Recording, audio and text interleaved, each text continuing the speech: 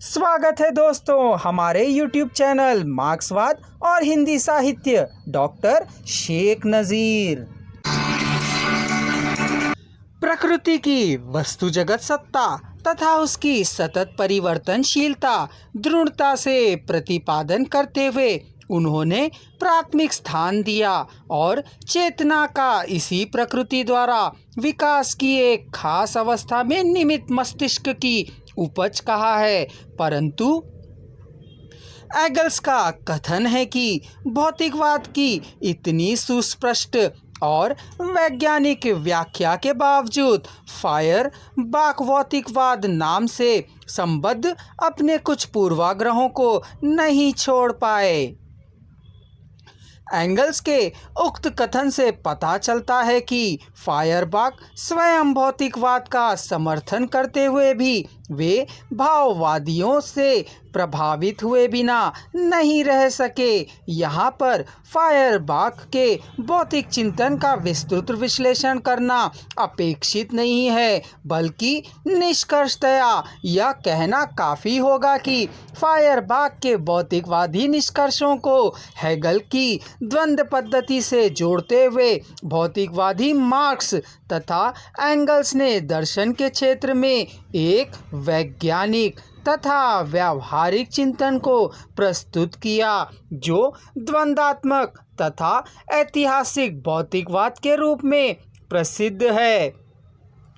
उपयुक्त भाववादी तथा भौतिकवादियों के उद्धरणों से यह पता चलता है कि समाज में विषमता कोई अलौकिक परिस्थितियों से नहीं बल्कि भौतिक परिस्थितियों से पैदा होती है। इस विषमता को दूर करने के लिए भौतिकवादी मार्क्स ने जिन सिद्धांतों को अपनाया है उन्हीं को मार्क्सवाद कहा जाता है। संक्षेप में मार्क्सवाद की परिभाषा यूँ दी जा सकती है कि मानव समाज में आए परिवर्तनों तथा परिणामों पर खोज करते हुए उन्हें समझने के लिए जो सिद्धांत प्रतिपादित किए गए हैं उन्हीं को मार्क्सवाद कहा जाता है।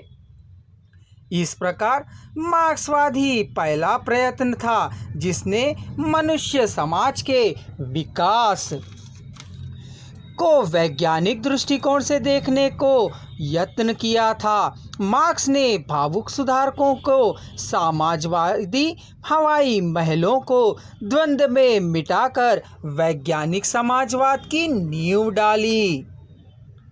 वैज्ञानिक भौतिकवाद मार्क्स ने अपने तर्कों द्वारा दुनिया को बदलने के लिए अपने समाजवादी दर्शन को वैज्ञानिक रूप प्रदान किया। इसके लिए उन्होंने फेयरबाख की भौतिकवाद का भी सहारा लिया है और साथ ही साथ अपने पूर्व भौतिकवादी प्रवर्तकों का खंडन भी किया, क्योंकि जो भौतिकवादियों का परम तत्व एब्सोल्यूट है वह यथार्थ और सत्य से बहुत पीछे है। इसलिए उनके विचार वैज्ञानिक कसौटी पर नहीं उतारे जा सकते।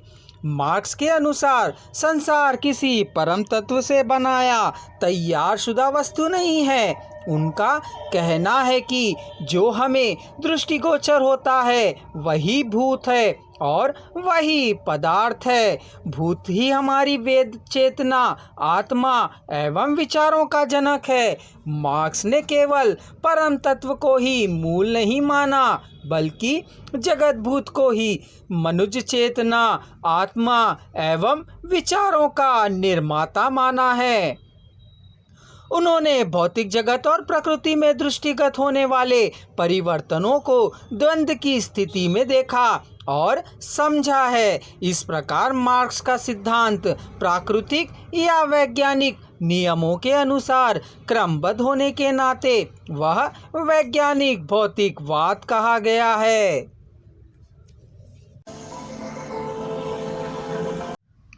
इस विषय पर और अधिक जानकारी के लिए हमारे अगले वीडियो को अवश्य देखें या कमेंट बॉक्स में दिए जा रहे लिंक को क्लिक कर एक ही स्वर में सुनें।